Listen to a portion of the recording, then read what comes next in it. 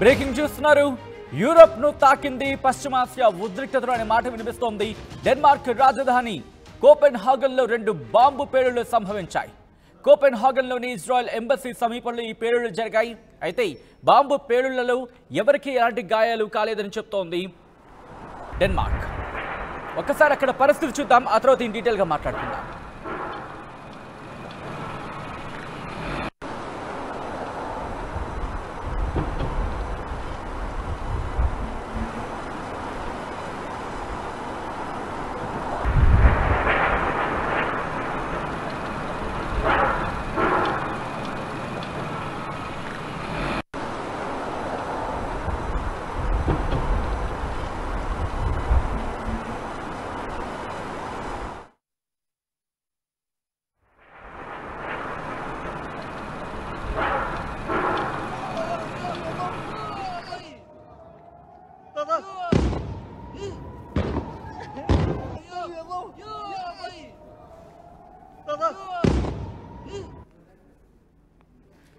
నిన్న రాత్రి భారత కాలమాన ప్రకారం నిన్న రాత్రి ఎటువంటి వాతావరణం జరిగిందో మీరు చూశారు. 3వ ప్రపంచ యుద్ధానికి నాంది పలికిందా ఇరాన్ అంటే అటువంటి మాట వినిపిస్తోంది. ఇరాన్ ఇటు బాంబుల వర్షం, మిసైళ్ల వర్షాన్ని కురిపించింది. ఈ నేపథ్యంలో ఎటువంటి ఉద్రిక్త వాతావరణం చోటు చేసుకుందో మనం చూసాం. అయితే ఇప్పుడు యూరప్ను తాకిందా, పశ్చిమాసియాలో ఉద్రిక్త వాతావరణానికి సంబంధించి అంటే కనుక ప్రస్తుతానికైతే మాత్రం అనుమానాలు మాత్రమే మొదలయ్యాయి. మరీ ముఖ్యంగా ఇజ్రాయెల్ ఎంబసీకి సంబంధించి ఆ సమీపంలో పేలుళ్లు సంభవించడంతో ప్రస్తుతం ఉద్రిక్త వాతావరణం నెలకొంది. డెన్మార్క్లో పేలుళ్లు కారణం వెనకాల ఎవరై ఉండొచ్చు, ఎవరి హస్తం ఉంది, ఆ పేలుళ్ల వెనకాల ఎవరు కీలక పాత్ర పోషించారనేది ఇప్పుడు ఆసక్తికరంగా మారింది. ఇజ్రాయెల్కి సంబంధించి ఎంబసీతో పాటు మరికొన్ని కూడా అక్కడే ఉన్నట్టుగా తెలుస్తోంది. ఒక యూనిట్గా అవన్నీ అక్కడ ఉన్నట్టుగా తెలుస్తోంది. సో ఈ నేపథ్యంలో పూర్తిగా ప్లేస్ని కార్డన్ ఆఫ్ చేశారు. ఎవరిని కూడా అటువైపుగా అనుమతించట్లేదు. ప్రస్తుతం ఇజ్రాయెల్ అలాగే ఇరాన్ ఎంబసీలకు సంబంధించి ఆయా దేశాల దగ్గర పూర్తిగా కట్టుదిట్టమైన భద్రతా ఏర్పాట్లు చేయడం జరుగుతోంది. ఇటు టెల్ అవీవ్, జెరూసలేంలలో విధ్వంసం జరిగింది అంటూ కూడా కొన్ని కథనాలు బయటకు వస్తున్నాయి. విమానాశ్రయాలను మూసేశారు, సైరన్ల మోతం మోగింది. దాంతోపాటు బంకర్ల దిశగా జనం పరుగులు పెట్టిన పరిస్థితి.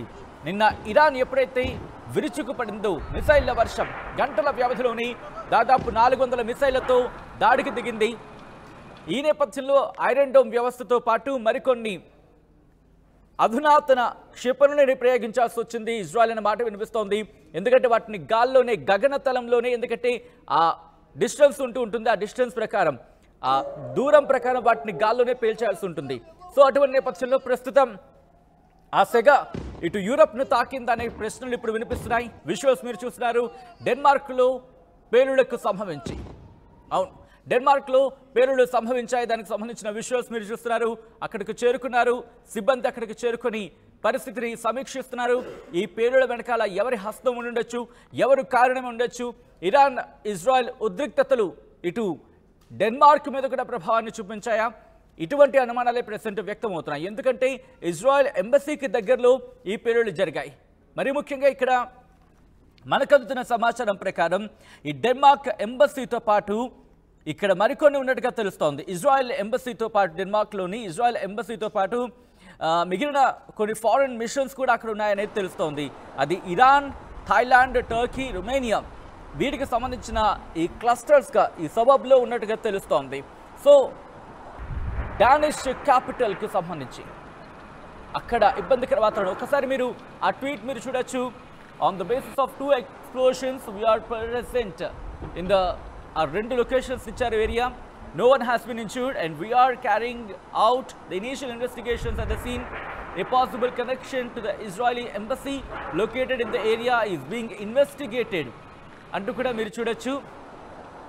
అంటే అక్కడ జరిగిన 2 పేలుళ్లకు సంబంధించి పూర్తిగా we are present in the 2 areas. మీరు చూస్తే కనుక స్టాండ్ గ్రేవర్స్, అలాగే బహుశా అది కాస్త ఆ 2 ఏరియాస్కి సంబంధించి మనం చూడొచ్చు. అయితే ఎవరు గాయపడలేదు. ప్రస్తుతం ఇన్వెస్టిగేషన్ జరుగుతోంది. ఆ ఘటనా ప్రదేశంలో మేము చేరుకున్నాం. అక్కడ పూర్తిగా పరిస్థితిని సమీక్షిస్తున్నాం. ఇజ్రాయెల్ ఎంబసీకి సంబంధించి దగ్గరలో ఈ possible connection to the Israel embassy అంటే ఇజ్రాయెల్ ఎంబసీతో సంబంధాలుగా ఉండే అవకాశం ఉంది ఈ ప్రాంతంలో అంటూ కూడా అయితే ఇన్వెస్టిగేషన్ జరుగుతోంది, విచారణ చేపడుతున్నామంటూ కూడా ఇటు డెన్మార్క్ పోలీసులు చెప్పుకొచ్చిన విజువల్స్ మీరు చూస్తున్నారు. అక్కడ ఆ ప్రదేశాన్ని అటుగా ఎవరిని వెళ్ళనివ్వటం లేదు. ప్రస్తుతం ఎప్పుడైతే డెన్మార్క్లో ఇటువంటి సిచ్యువేషన్ రైజ్ అయిందో ఇటు మిగిలిన దేశాలు కూడా కాస్త అలర్ట్ అయ్యాయి. ఇరాన్ ఇజ్రాయెల్ పశ్చిమాసియాలో ఉద్రిక్తతల ఆ నేపథ్యంలో ఇరాన్ ఇజ్రాయెల్ ఎంబసీల దగ్గర భద్రతను మరింత కట్టుదిట్టం చేశాయి. పేలుళ్ల వెనకాల ఎవరి హస్తం ఉండుండొచ్చు అనే అంశానికి సంబంధించి మాత్రం ప్రస్తుతం విచారణ జరుగుతోంది.